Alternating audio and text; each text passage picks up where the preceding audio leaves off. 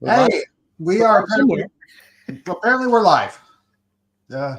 We've been And we haven't lost a step.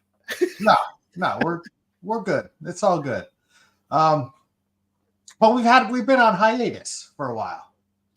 So we're understandably rusty. We've either been to cons or shows or illnesses or family matters or it's been like over a month, right? Can't be. Well, I know it. I think it's been about a month because I think there were 3 weeks off there. Like there was a week before Gen Con, you were in prep mode, and then you was Gen Con, and then I had a beg out last week, and so we're back, rested and ready. Well, we're back. I don't know if we're ready. So I am Dan Taylor. I'm not even going to let Steve Conley ask me who the hell I am. I am a creator of sorts of D&D and tabletop RPG material, as well as some sort of D&D show performer guy. And I'm what? Well, if you write a novella, are you a novelist? Or are you a novellist? A novellist. I don't know. I'm an author. An author, a writer. And I've dabbled in the worlds of comic books and all sorts. Gainfully unemployed. And Steve Conley, who the hell are you? I the hell am Steve Conley. I write and draw the webcomic The Middle Age, available at middleagecomic.com. It's on Webtoons and Tapas and Go Comics, all over your interwebs and in your phone. And I also make role-playing game content. 3.5 RPG supplements under my belt. Currently working on production for the 4th installment called Nibblemancy, and that's who the hell I am. Okay, so what are we covering first? Gen Con? Take it away. It was all right. Okay, what are we covering next? 7 out of 10. So tell me about Gen Con. Gen Con was good this year. This was my second year, and I went just completely as a fanboy last year. And this year I wanted to make a splash with Catacombs and Comedians, and I may or may have not done that. But here's the breakdown. I went up the Wednesday night or Wednesday day before Gen Con began on Thursday because we had a show at Helium Comedy Club that's just down the street from the convention center, and tickets were like $20 a pop. We scored, I think 40 tickets were sold, which is about as much as that room holds. It's a very small, tiny room upstage. Honestly, I got to look at my contract again because I don't know how the payout actually worked, but it was a great show. One of my comics didn't show up though, but which was fine. We ran with 3 comics. It was great. We ran with Elliot White, who's a regular comic with my shows in Zanies in Huntsville, which was formerly known as Stand Up Live, but now it's called Levity Live, and I will talk about that later. And Tyson Cox and Kevin Eggleston from also in my new Zanies crew. And the show went great. It was hilarious. It was fun. Everybody loved the rubber dragon duckies that we gave out. I also gave those out at the 2 shows at Gen Con, though I think more people may have shown up just for those rather than the show. But that's fine. And but the show at Helium was great. We're already, I think, planning on being there next year for Gen Con, the night before Gen Con. So hopefully it becomes a regular tradition. Hopefully we get moved to the big room someday, which would be great. But yeah, that was great. The show at Helium was fine. Everything went well. It was good to be back on stage DMing as a dungeon master. I don't know how else you DM, but other than as a dungeon master. And the crowd was great. Everything was fun. The next day was Gen Con. This was the big, and Gen Con is the San Diego Comic-Con. I mean, they are so similar, Steve, as far as crowd size and just the mass of people and all the hotels and the venues around it that are being utilized. But I don't know if Gen Con uses Petco. I mean, I don't know if San Diego Comic-Con uses Petco Park for stuff other than big shows, but the Gen Con uses Lucas Oil Field, the home of the Indianapolis Colts, and that is just every room in there is utilized, every suite, the floor itself is covered with tables and people playing. So it is a big show. We had 2 Catacombs and Comedians shows at Gen Con. One Thursday, which my guests were Alex Kammer of Gamehole Con, Zeb Cook of Zeb Cook, and show friend Matt Forbeck. Jim Zub had to cancel though because he got the COVID. He got the Rona. So that was sad. Now I don't know if you heard. I don't know if you heard. I know you heard about it, Steve. The Player's Handbook. Mm-hmm. There had a limited amount available at the show. So my first show was I had shows Friday and Saturday. My first Thursday, I completely slept through, because what you had to do is you had to get on the Gen Con app and try to get a ticket right at 7:00, and there are only 700 available and stuff like that, which is a great way to get, for people to give everybody an opportunity. Sure.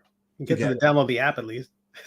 I slept through the Thursday, but Friday I overslept. All right. I thought it went live at 9 and I wasn't sure, but I saw on Facebook somebody already, got it. So I got on it, my phone, and I couldn't do it on my phone. So we were staying at Airbnb. I ran downstairs. I got up my laptop. I had to reboot my laptop. This is after the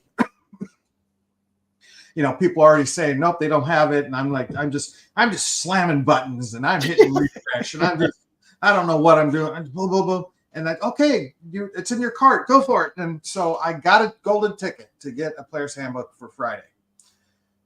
What I think people were doing because you got a ticket and then put it in your shopping basket. But if you didn't go out of your cart, if you didn't run your cart through this, you didn't get your ticket. So that's how I got my ticket. And ta-da!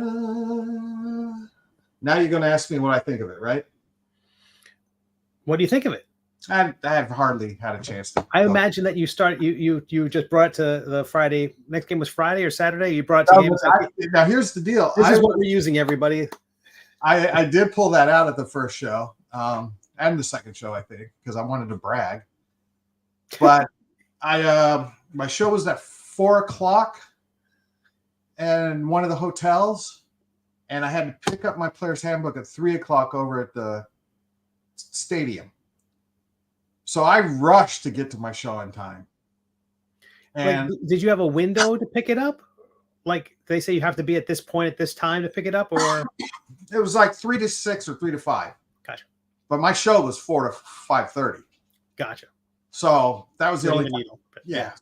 So I got the scale of the event. Sure. Yeah, I got to my show. I'm a little out of breath. I'm a little discombobulated because I was dealing with that. Zub canceled because of the vid, and so the show was a little bit off. I don't think Zeb Cook knew what to expect from us. Matt, of course, had been at the show before, but we powered through the show. It was a good crowd, and everybody got their ducks. So everybody was happy, I think. The second show, and I had a lot of notes ready and prepared, and I was kind of, and I'm not blaming Zub, the Rona sucks for everyone, but having him gone kind of threw me off, and I was just, plus and living my high, having the Player's Handbook. So I'm going to say that the first show did not go well for me. I hope everybody liked it and had a good time. I've had worse shows, let's be honest, but the Saturday show was great. I had Matt's son, Marty Forbeck, playing. I had my 35-year-old intern, Jesse, playing because he's going to help me. He's an official creator now because he's helping me develop the Pirate Tales game.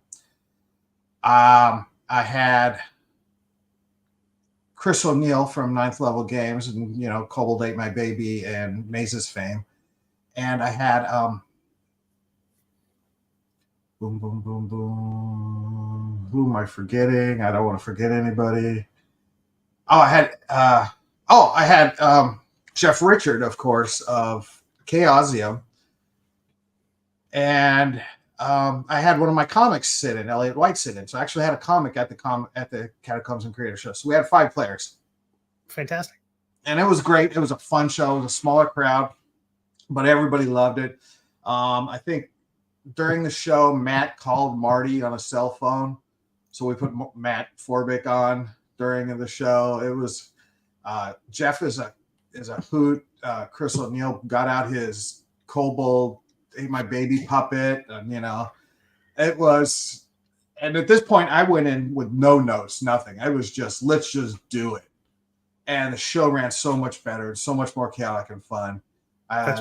They were turning, because part of it I had, I was doing a turn on Vecna where I had his cousin Brian going in multi-universe trying, so I was pulling creations from the creators' projects. I pulled a monster from Chaosium's Rune Quest. I pulled, I had actual baby eating kobolds from Kobolds Ate My Baby as monsters. I had pulled something from Matt and Marty Forbeck's Shotguns and Sorceries, and they had to fight that. And it just went bizarre and off the hook, and the crowd loved it. The players loved it, and everything was great. So that was all good. Other than that, I did play 2 games. I managed to play 2 games. That's great. I never do that. I played Call of Cthulhu. Love it. Such a good system, such a fun game, such a fun setting. What do you like about it? Well, the setting for one. I've always kept Cthulhu stuff kind of at arm's length. Kind of because I never really read any of it, but I didn't appreciate H.P. Lovecraft for the kind of human being that he was. But since then, I have read or listened to so much Call of Cthulhu or so much H.P. Lovecraft Cthulhu stories. I've learned to separate the artist from the art, because it's pretty much been claimed by so many other people that I think I can do it guilt-free, right? Sure. I think so. So that's been fun. And then I also played Star Trek Adventures, the 2nd edition. I wanted to get that in. I spent way too much money in the dealer's hall, of course. Did you bring your junior assistant with you? Which one? My third daughter. My daughter? No, I did not. It would be too chaotic. She could not, handle it. It is. At times I had to take a break and sit out of it. It is. Imagine Gen Con is at its craziest. And that is, not imagine San Diego Comic Con at its craziest. Yeah, I figured that's what you were going for. Yeah. Overwhelming. Sure. That was Gen Con. The breaks were when I was sitting in my shows, away from crowds or stuff like that. Of course, I got tickets to a lot of, like seminars or other shows that I completely either forgot or decided not to go to. None of the games though, because that's kind of crappy for you to get tickets to a game and not show up for a game because of all the work the DM puts in. But so I managed to hit the games I wanted to hit. I talked to Monty Cook's Publishing about an order because I never received my stuff from their huge Kickstarter backer kit thing that they had, where they had all the books and stuff. Mm-hmm. They took care of that, and I got a huge box a couple days after Gen Con with that. So they were awesome. I was sad because I wanted to continue my tradition that started last year at Gen Con with my, chatting with Chris Perkins. Quality time with Chris? Yeah. Yeah. No, I ended up bumping into him and Jeremy Crawford at the same time. We were both ships passing, but we had a quick talk and I got my Chris Perkins hug, so I felt good. Okay. And I ran into Tommy Gopton real quick, but a lot of these people are running, I'm running into one thing, someone else is running into another thing. So we confirmed, San Diego. Sure. Okay, you're doing this, doing that. So a lot of the people I wanted to talk to, I actually got to talk to. I talked to Wolfgang Bauer and a couple other people at Cobalt Press about Tales of the Valet and stuff we can do together. That Zero Level Media and Catacombs and Comedians can do together with that. So I did. So it was, I performed my shows. I had meetings of sorts with people, and I fanboyed purchased stuff. So we stayed at a beautiful Airbnb, which is a perfect location. We pretty much took an Uber or Lyft each time, which was great. Just down the street. Cheaper than parking. Yeah. We started a tradition of getting a tattoo. Don't mind the dog scratch.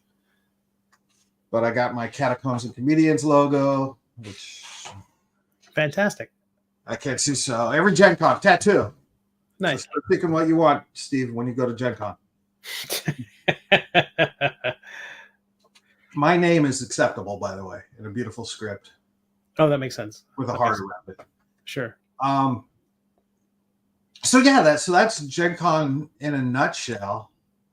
I bought a wizard hat that was way too much money. I'm not showing until I wear it on stage. What? I'm writing it off as a prop. So, So who cares that I spent $300 on a leather wizard cap? Was it really $300? Yeah. Is it like a big pointy Gandalf hat? Yeah. Well, why are you showing off? This is the stuff. This gets us put butts in the seats. This gets you got to come to a Catacombs Comedian show to see it. This gets Twitch to light up. All right. And I bought some games. I bought the new second edition of Star Trek. I bought Sim Chaos. I bought like their basic role play. I got Aces and Eights, a Western role playing game. A lot of dice. If it said D&D 50th anniversary commemorative licensed set of dice, I bought it. Nice. I think about 3 sets of those dice.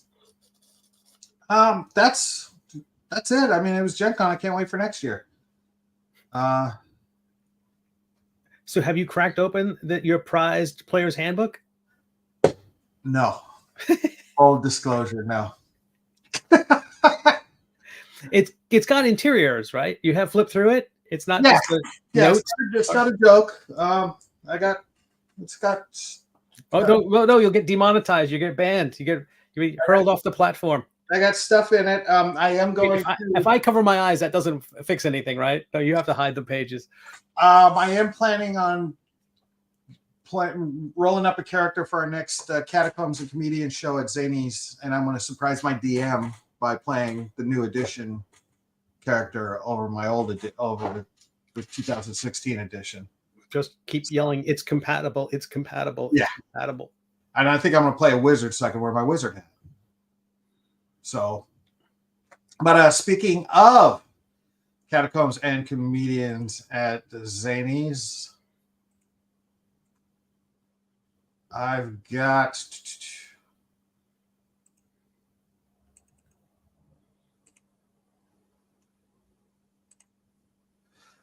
the Mother Duck and Dragons.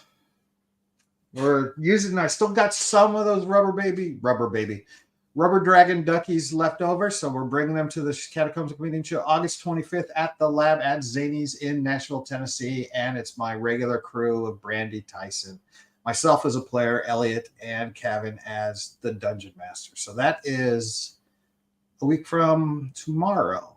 Are you enjoying Kevin's Dungeon Mastering? Yeah, he's very good. It's very fun. Same, wheelhouse. He's much better doing voices than I am. Because all my guys sound the same. They all sound like Dan Taylor. But the game's been, it's fun. So I'm going to milk this dragon duck thing for a little bit longer. There will be ducks given away at the show as well.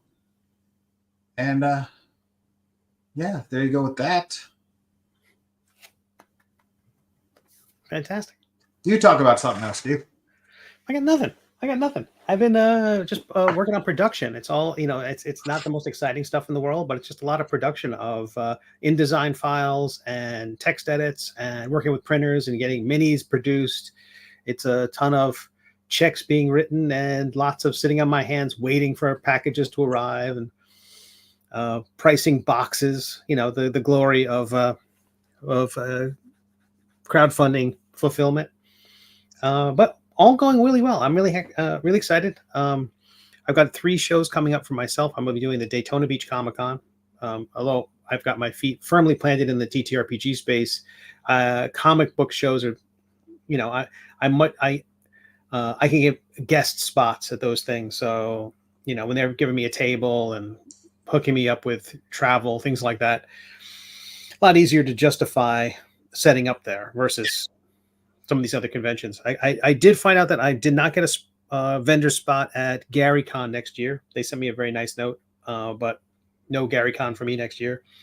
So I'll keep doing the shows that'll have me. Hopefully, I am doing. So I'll be doing Daytona, Baltimore, and Game Hall. And I will be at Game Hall as well. I've got 2 shows at Game Hall. Let's see if I can do this again. Let's remove that. Click to here. Go to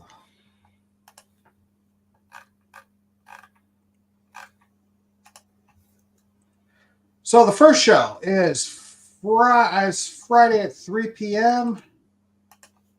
And I've got Catacombs and Creators. And the crew on that show will be Matt Forbeck, Tommy Gofton, Matthew Sargent, who's new, and John Kovalik. Sorry, Steve, you're not a part of the show. This is how you find out. And he's heartbroken. What's that? I said, sorry, Steve, this is how you find out you're not part of the show. I don't know how. That's during the show hours. I'm on the floor at that time. Yeah, but yeah, I thought we'll get Matthew Sargent on. Did you know that you're the inspiration for his College of the Third Wave Bard? Yeah, we talk about that. Yeah, I've been trying to give him advice however I can. Good. So he's going to play with us that game, and then the second show at Game Hall Con. I think Matthews thinks if Conley can do it, anybody can, and I like to think that's the lesson to take away from what I'm doing. And we've got Catacombs and Cthulhu. I thought I was part of that one. I got better names. Apparently, I can't do a show at a con without Matt Forbeck or his son Marty. So I got Matt and John Kovalik both on. Skeeter Green will be the keeper. I will be a player, and I got Sarah Bay playing on that show as well. And that will be Saturday 8 p.m. show. That will be our nasty naughty type of show because it's Saturday at 8. So I got better names. Well, like I told you before, you're a very nice guy, and I have to keep saying that so people will know.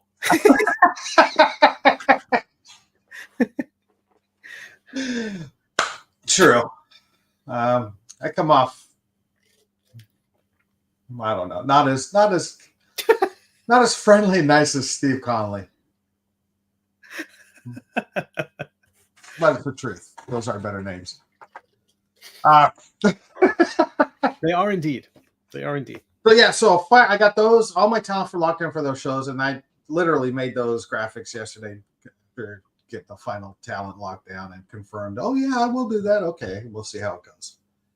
Other than that, I'll have a booth at Game Hall Con, so those are the only 2 things I'll be doing. I don't think I'll be playing any games or anything. I'll be sitting at my booth.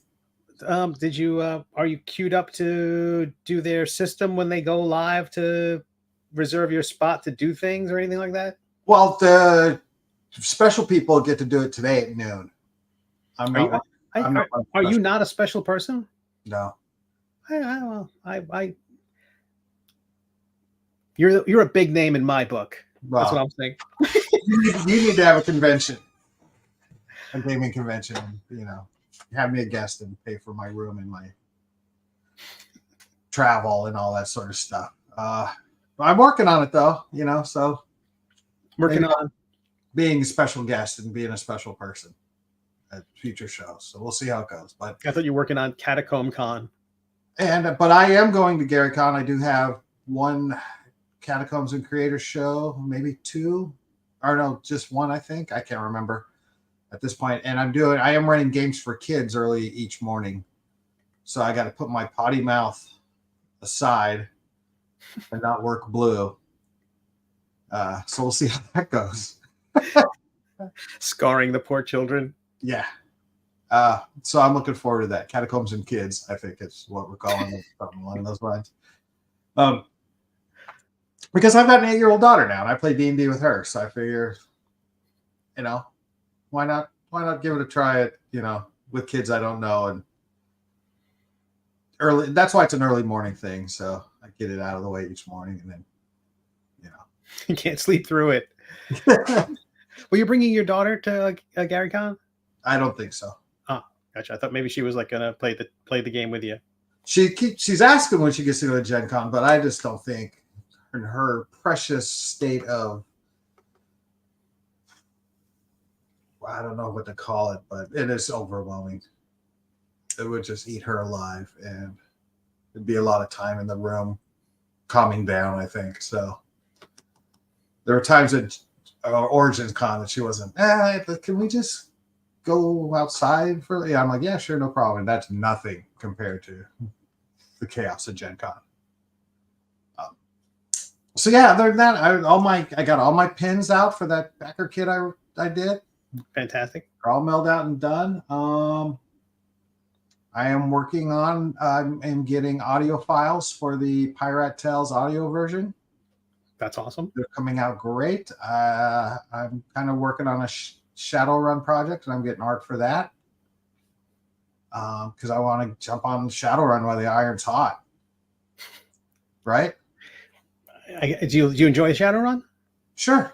What do you like about it? I haven't played it. I like the. What do you like about it? I've read it. I like the.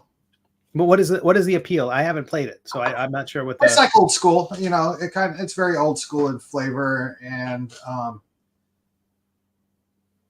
it's simplified is not the right word, but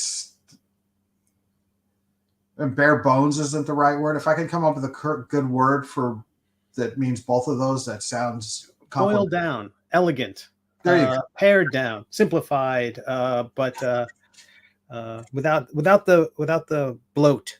Yeah, that's what it is. And it is just huge right now. And to be honest with you, as a marketer, I want to make sure I get something out there while the iron's hot. Cool. And how are you going to get that out? What's the plan for that? Does Drive Through RPG have a separate channel for that sort of thing, or is it just? There's enough on there that people are going, I'm not going to do a Kickstarter or a backer kit or anything like that. I'm just going to do my little book and put it out there and see how it does. That's awesome. I don't know what we're going to do about Gamehole won't have.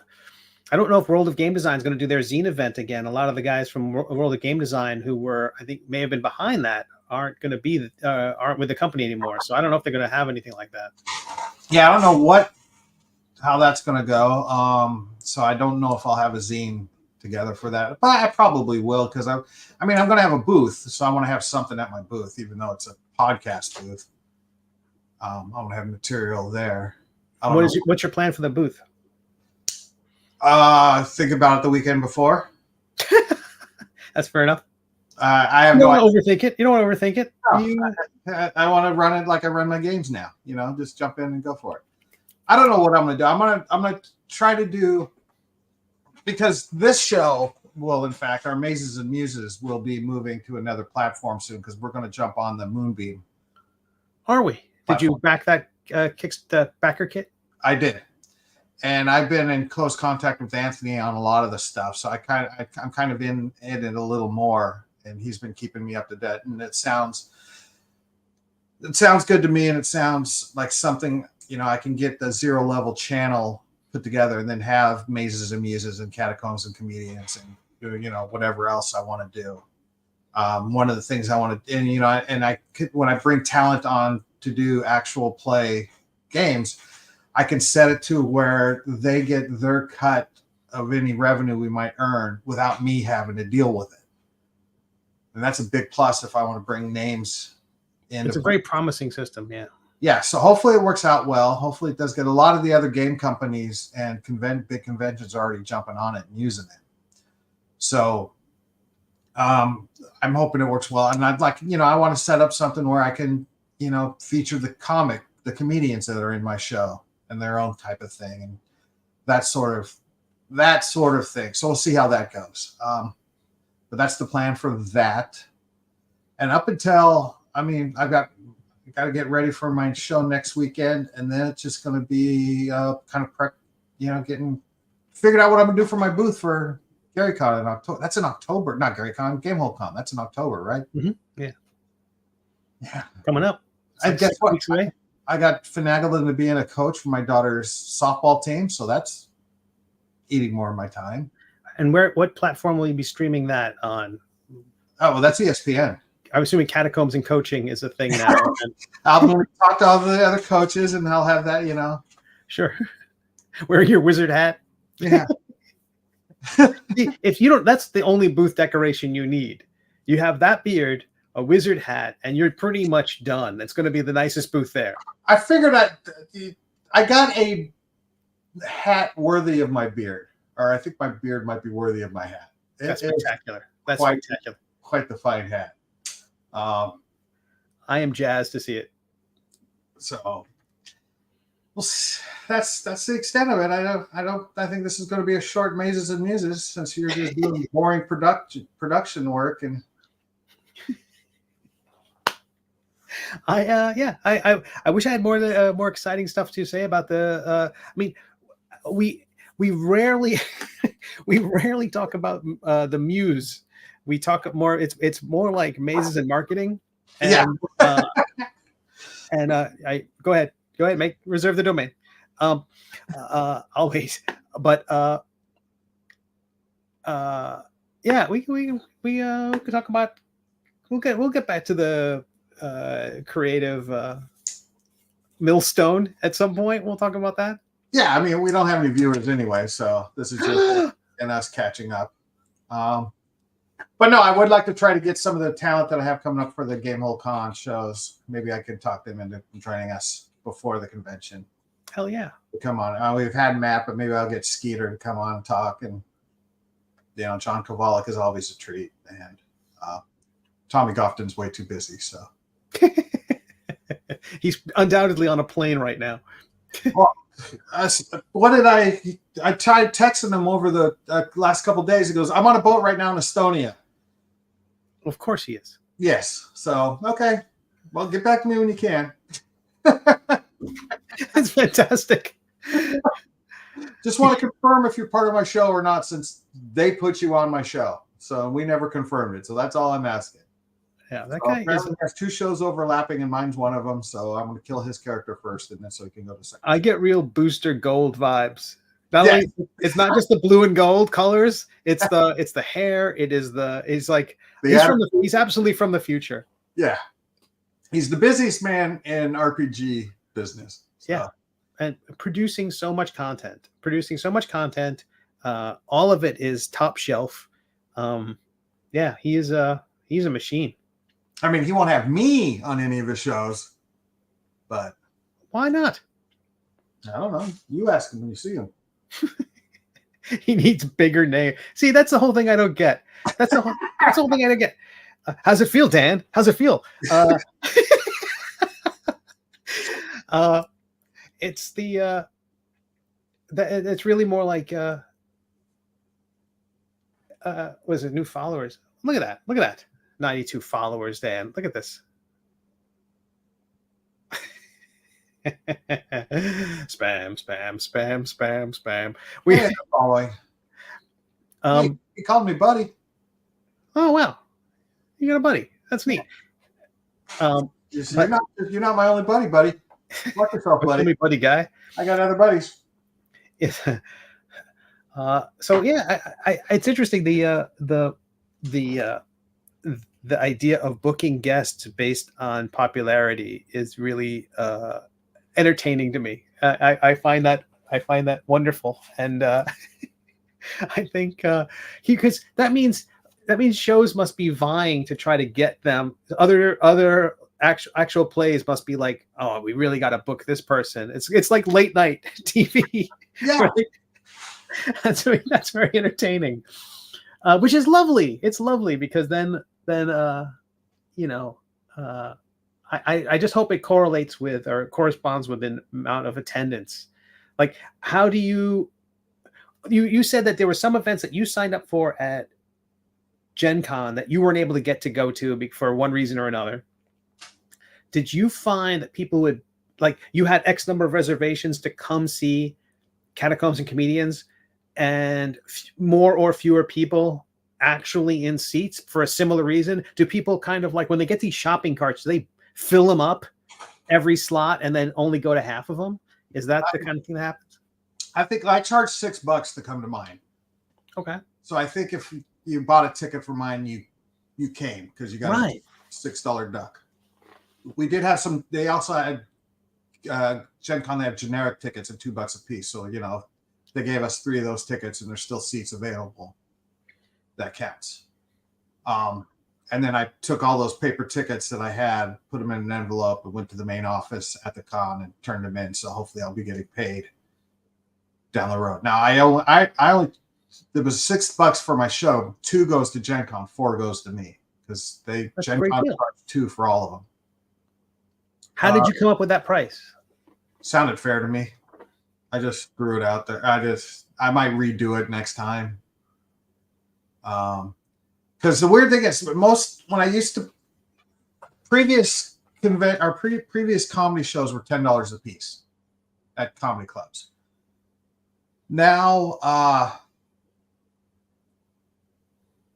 Zanies, they are charging $13, I think, which they didn't consult with me. I'm fine with it, no big deal. I get a percentage of the door, and so that means maybe I'm getting a little bit more. But I was going to mention that Stand Up Live in Huntsville, which we have a good following, and it's one of my favorite clubs to play. They went through a change of ownership and name and management and stuff like that, which is now Levity Live, which is part of the improv type of chain, which my wife works for. And the weird thing is, she's now booking that club, but she can't book me because it's a conflict of interest. Oof. So another booker who works for that chain who books West Coast clubs is booking just my show in that club in Huntsville. To avoid the conflict. That's smart. So we will have a show in Huntsville again, but they have a minimum price now of $23.50 a ticket. And I don't know my crowd, my $10 crowd, how they're going to accept that. Right. So we're going to talk about that. There are ways to work around it or something like that, but that's a minimum they have now to set a standard for ticket prices at the comedy club. So that's just another thing I got to figure out and deal with. And, I just want to play my D&D shows and make people love D&D and become D&D famous. And get more Chris Perkins hugs. So that's all I want.